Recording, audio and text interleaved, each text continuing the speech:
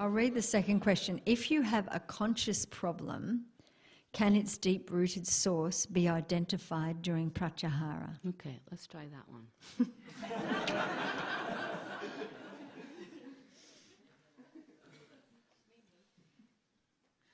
Because the answer is yes.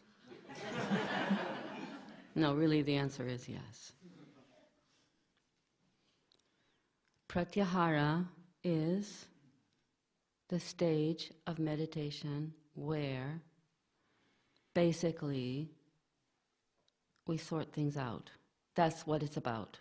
Pratyahara is about becoming aware of the mind, becoming aware of the thoughts, becoming aware of the different patterns that go through the mind, and then allowing the impressions, the experiences, the memories that have been stored in the subconscious mind from previous life experiences since you were born, and maybe for many lives, all those impressions that you have stored in your consciousness that you have brought back with you from other lives too.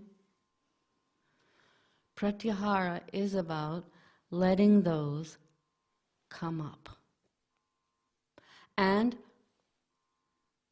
allowing yourself to relive them consciously, but without identification. This is the trick. These are coming up all the time anyway, but we identify with them instantly instead of watching them or witnessing them.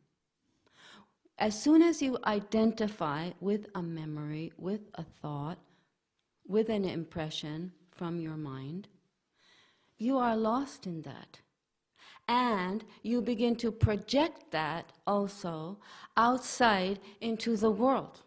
And you don't know that. You are not conscious because you are identified with the memory, with the thought, with that experience. And you cannot release it. It only becomes stronger because of your identity, your identification with it. So, this is kind of complicated, but maybe you can get it. So, a very traumatic experience in your childhood, something really painful, maybe cruel, maybe unjust, maybe difficult, comes up again and again and again as you are growing up, even as you become mature, as you become older. Keeps coming up. And every time it comes up, oh, you cry. You cry. And you forget everything around you and you just go into that. Have you ever experienced that? Does that happen to you? In one way or at some time or another. So when that is happening, the impression, the experience, gets some kind of relief of expression. And it has to keep coming up because it needs that relief. But each time you identify with it, it gets stronger. So what we need to be able to do is let it come up, step back a little bit, and just see it as it is. Without saying, this is me, this is mine, I am this awful, traumatic, painful experience. This is me. Here I am, poor me. This is what we normally do. But if we could step back and not do that and say, oh, this happened. Oh, this is the pain of it. Oh, this is what was said, this is what was done. This was who did it. I was this old at that time. Just see it. Without even analyzing it actually, but just seeing it. Letting it unfold, letting it be there, letting it unfold. I'm not that. This is an experience, something that happened to me, but I am watching it now like a movie, sort of. If I can step back, it will be like that. It will play itself, play itself, play itself, and then it'll go. That's how we can release the problems, through Pratyahara. And we all have problems. Even if we've had a perfect childhood, a perfect young adulthood, but there are still problems. There are some problems that we have brought, there are some problems that have been introduced. There will always be problems. So we need to learn how to review them, how to see them without totally identifying and jumping into them. See, there's one way of looking at something, standing on the bank, watching the flows and the waves and the things jumping up. That's one way of watching the mind. The other way is diving in, submerging yourself, going right down so that it's over your head and you're right into it. That's what we do mostly. That's how we experience the things coming up in the mind. Totally submerged in them. Totally identified. Are you following what I say? But in meditation, we learn to step back. That's the whole deal. If you don't step back, if you don't learn to step back, if you don't learn to develop a form of attention which is disassociated, it is just attention, that's all. That you can review by that attention all the things that arise in your mind. Without holding on to them, without identifying with them, without saying this is I, me, mine. You follow? That's Pratyahara. It's a razor's edge. Because you will identify, you will fall in, and then you realize, oh my God, I've identified, I've fallen. You'll climb back out again. Soaking wet, dripping, you'll stand on the bank. Dripping with what? With that experience, with that impression, with that memory, with that samskara. Dripping, you'll stand on the bank and start watching it again and again and again. And you have to keep trying. Like a child learning to walk. How many times does it fall? It falls again and again and again and again and again, it gets up. Meditation's like that. Meditation is actually an effort. Most people think meditation means close the eyes and go to sleep. It does not mean that. It does not mean that. It means close the eyes and take a look. And take a second and a third and a fourth and a fifth look. And then if you see you're not looking, then look. Then you've missed it. You see? It's catching yourself not looking. And if nobody's there to help you look in the beginning, you'll never look. You'll never look. You'll just sit in a state of self-hypnosis and feel very proud of yourself that I've been sitting for half an hour in meditation every day. But for some strange reason, I'm not making any progress. I just don't understand. Must be the practice is no good.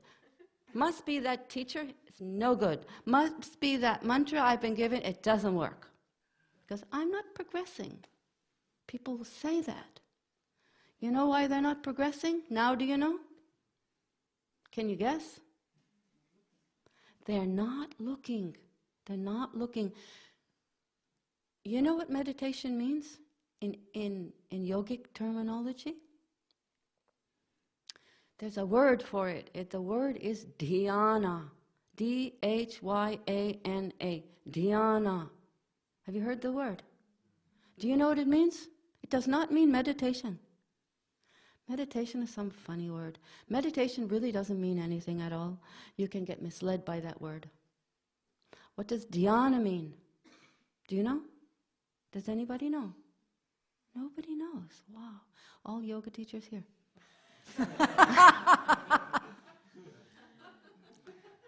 Dhyana means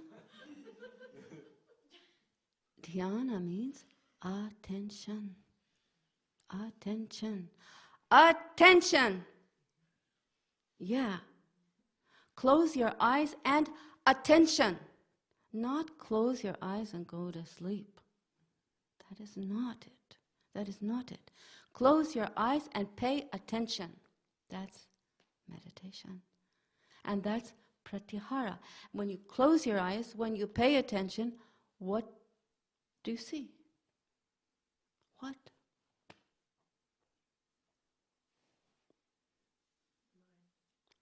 You see the mind.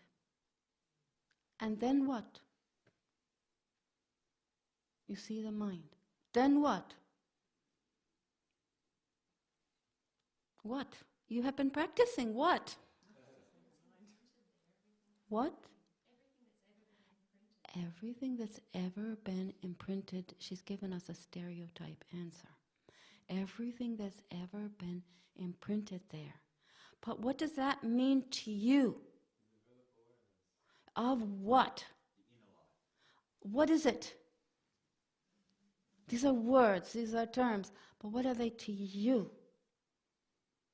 When you close your eyes, what? Feelings?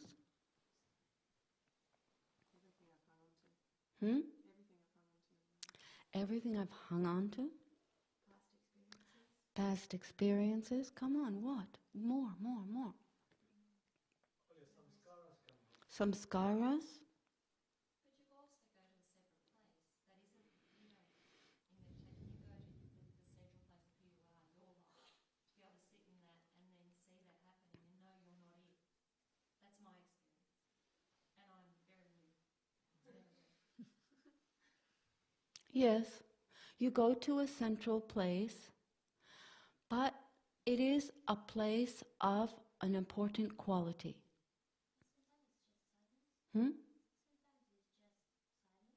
Just silence. But there has to be an awareness of the silence. In the same way, there has to be an awareness of that place where you go. So meditation is about that awareness. That awareness. That is, Yeah, you're aware. And meditation is about maintaining that awareness no matter what arises. Awareness, awareness, awareness, awareness. Awareness of this, awareness of this, awareness of this.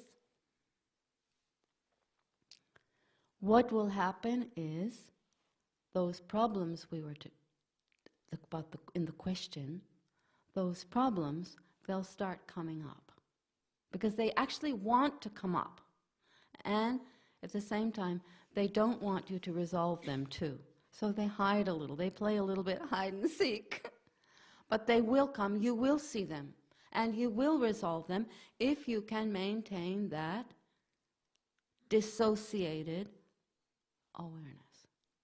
And that is Pratyahara. Pratyahara is a lot of work. It's not for a lazy person. A lazy person should better just go to sleep and don't say, I'm practicing meditation. Because Pratyahara means really sort yourself out. Most people just give up and go along to the psychologist, psychiatrist to get sorted. Isn't it? Haven't some of you been along that track?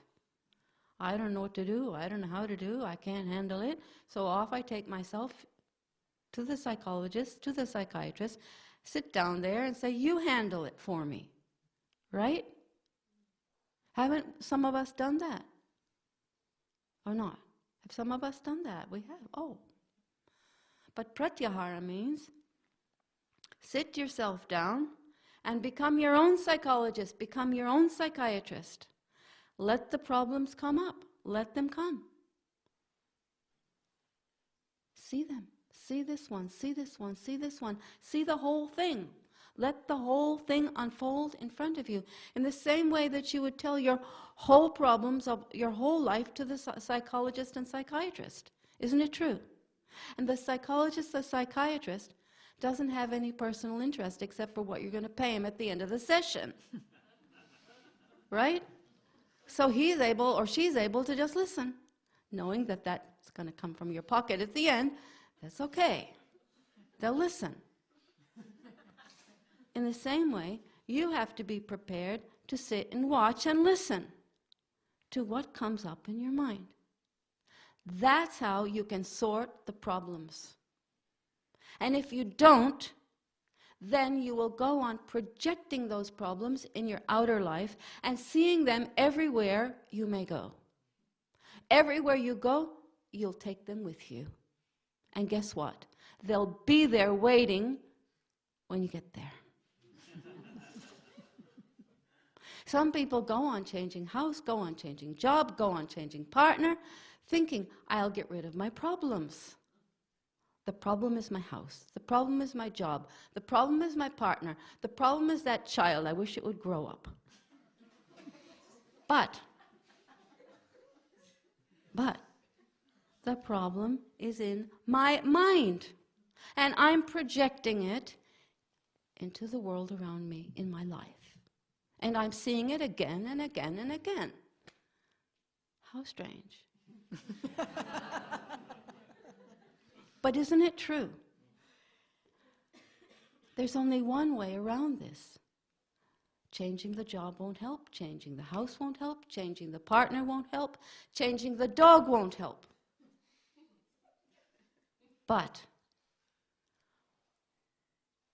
Pratyahara will help if it is practiced correctly. But it won't help if you sit with your eyes closed and go to sleep. There has to be awareness, there has to be attention from moment to moment. And it's hard work. It's hard work. It's hard work to be attentive, especially if you're tired. Have you noticed that, some of you who have practiced?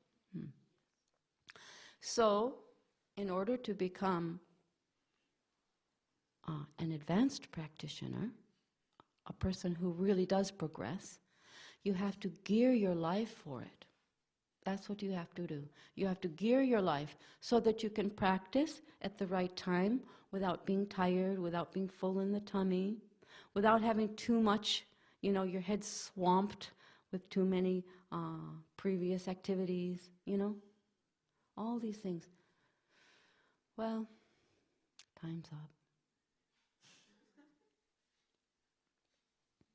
But some good questions, and I hope I have been able to explain a little bit, with a little bit of clarity for you, and not confused you more. Sometimes when you learn a lot of things quickly, it all kind of melds together and it's not quite clear.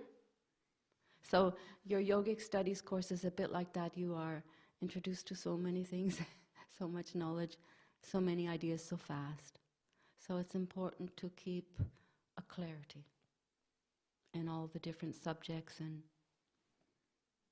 discussions.